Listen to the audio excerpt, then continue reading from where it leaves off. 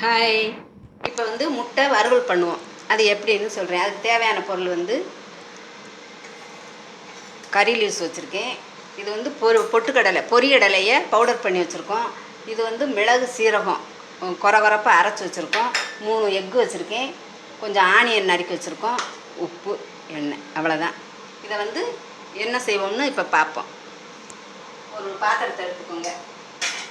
எடுத்துக்கிட்டு இதில் முட்டையை உடச்சி ஊற்றணும்.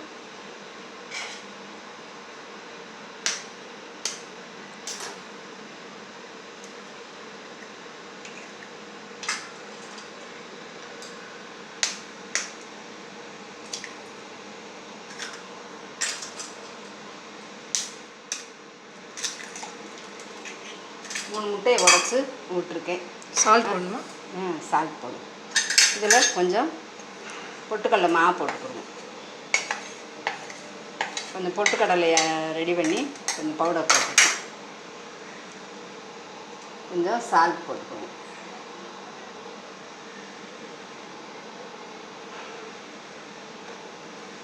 இதை ரெண்டையும் நல்லா மிக்ஸ் பண்ணிக்கிறணும்.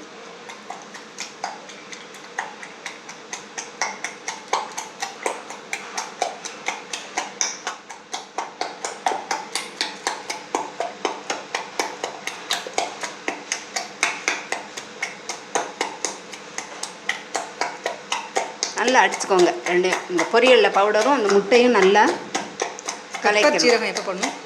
அது லாஸ்ட்டில் தாளிக்கிறதுக்கு வச்சுருக்கேன். தாளிக்கும் போது போட்டுக்கணும்.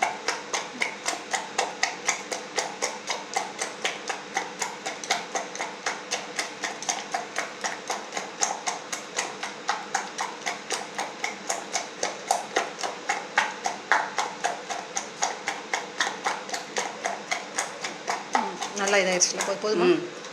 நல்லா ஆயிடுச்சு. இப்போ என்ன பண்ணணும்? இதை தட்டில் எண்ணெய் தடவி, இப்போ இட்லி தட்டில் எண்ணெய் தடவி வச்சுருக்கேன். இதை வந்து இட்லி அவிக்கிறது மாதிரி அவிச்சுக்கணும்.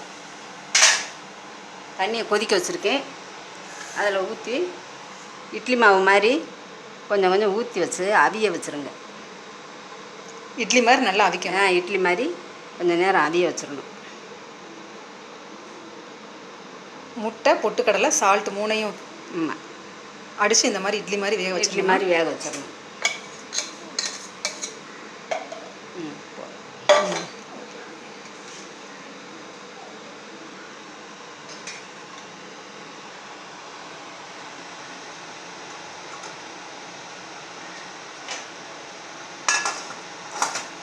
இது எவ்வளோ நேரம் அப்படி இருக்கணும்? இது கொஞ்சம் 10 மினிட்ஸில் வெந்துடும். வேக வச்சிடணும். கொஞ்சம் நேரம் வேகட்டும், அவியட்டும். இப்போ முட்டை, பொரியல் மாவு, உப்பு போட்டு இட்லி தட்டில் அவிச்சு எடுத்து வச்சுருக்கோம். இதை வந்து நல்லா இட்லி மாதிரி வந்துடுச்சு. இதை வந்து ப்ரே பண்ணணும். இதுக்கு வந்து கட் பண்ணிக்கிடுவோம். பொடிசாக கட் பண்ணி வச்சுக்குவோம்.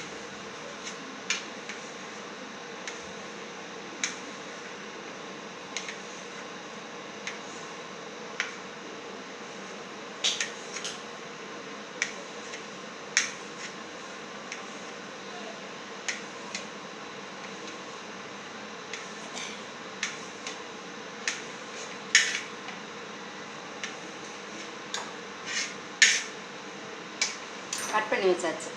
இப்போ வந்து ஆயில் விட்டுக்கணும்.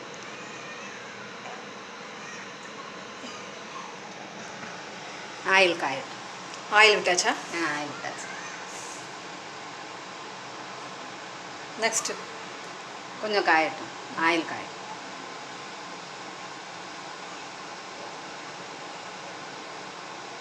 நல்லா கொஞ்சம் கூட்டி வச்சா தான் ஆயில் சீக்கிரம் காயும். காஞ்சிடுச்சுன்னு நினைக்கிறேன். இல்லை கொஞ்சம் ஆயில் காஞ்சதுக்கப்புறம் கொஞ்சம் கறி லீவ்ஸ் போடுறேன். கறி லீவ்ஸ் போட்டாச்சு. கடுகு எதுவும் போட வேணாமா? கடுகு வேண்டாம். அடுத்து ஆனியன் போடும்.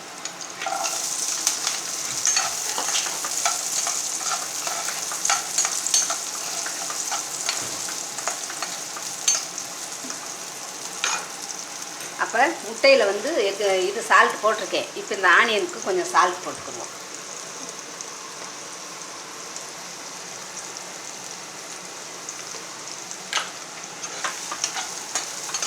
நல்லா கொஞ்சம் நேரம் வதங்க.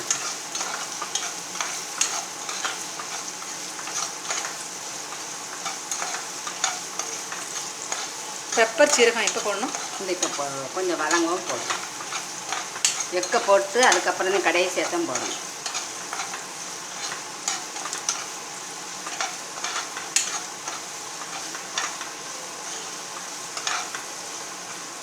கொஞ்சம் கூட்டி வச்சிட்டோம்னா கொஞ்சம் சீக்கிரம் வதங்கிடும்.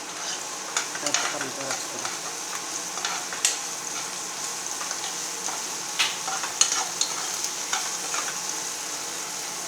வதங்கட்டும் வதங்க.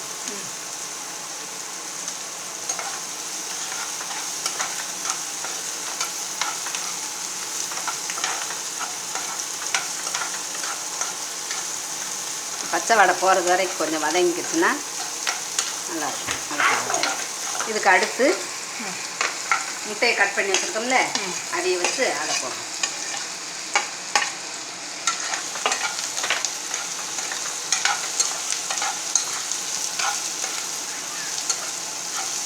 இதுக்கப்புறம் பெப்பரையும் ஜீரகத்தையும் பவுடர் பண்ணி கொரகொரப்பாக அரைச்சி வச்சுருக்கேன், அதை கொஞ்சம் போடணும். பெப்பரும் சீரகமும் லைட்டாக மிக்சியில் போட்டு ஆடி வச்சுருக்கேன். மிக்சியில் போட்டு பொடி பண்ணி கொரகொரப்பாக பத்தா பறக்க 1-2 அடித்து வச்சுக்கணும். இதை வந்து இடித்தாலும் ஓகே தானே? இடித்து பவுடர் பண்ணி வச்சுக்கலாம். அதை மிக்சியில் இப்போ தான் மிக்சி இருக்கு, மிக்சியில் ஓட வச்சு கொரகொரப்பாக அரைச்சி வச்சுக்கோங்க. இது எவ்வளோ நேரம் அப்படி இருக்கணும்? இவ்வளோ தான், கொஞ்சம் நேரம். ஓகே. உப்பு எல்லாத்துலேயும் சேர்ந்ததுக்கப்புறம் இறக்கிடுவாங்க. இது பேர் முட்டை ஃபிங்கர் வறுவலை. முட்டை ஃபிங்கர் வறுவல்.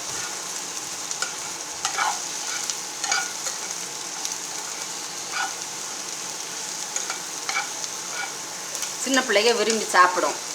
தயிர் சாதம், சாம்பார் சாதம் இதுகளுக்கு சாப்பிட நல்ல காரமாக இருக்கும். பொட்டுக்கடலை பிடிக்கும், எல்லாத்துக்கும் பிடிக்கும்.